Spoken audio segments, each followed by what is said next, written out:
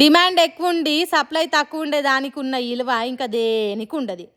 గట్లనే ఇప్పుడు యూరియాకు మస్తు అంటే మస్తు విలువ పెరిగింది. అందుకే చూడుండ్రి రైతన్నలు ఇంటింటికి తిరిగి ఎట్లా యూరియాని అడుక్కుంటుండ్రో.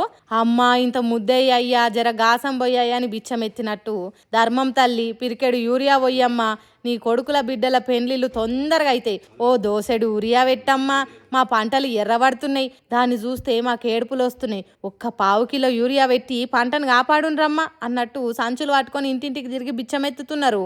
ఆదిలాబాద్ జిల్లా ఇచ్చోడ మండలం ముఖరాకే అనే ఊర్లే గీ తీరుగా యూరియా అడుక్కుంటురు రైతులు. వెనకట పగటేసగాళ్ళు, మందెచ్చగాళ్ళు, కాకి పడగలోళ్ళు, గట్టపక్కిరోళ్ళు, గంగెడ్ల ఆటోలు ప్రతి ఇంటికి తిరిగి ధర్మం చేయుండ్రయ్యా, దయాగుణం చూపుండ్రయ్యా అని ఒక్కొక్క గింజ ఒడి నింపుకున్నట్టు రైతులను బిచ్చగాలం చేస్తున్నది కాంగ్రెస్ సర్కారు. ఇంత ఘోరం ఉంటుందా?